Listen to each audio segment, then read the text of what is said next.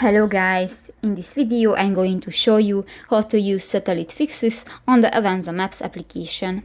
But first of all, I just want to mention, please don't forget to subscribe to our channel, because at 100,000 subscribers we are going to show you our YouTube revenue statistics and growth strategy, how to make money online.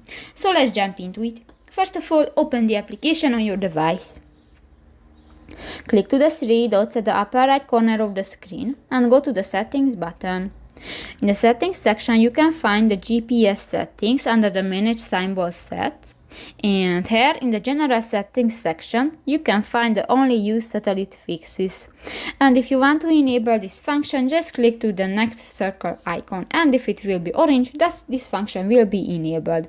So only record GPS location fixes that come from a satellite source.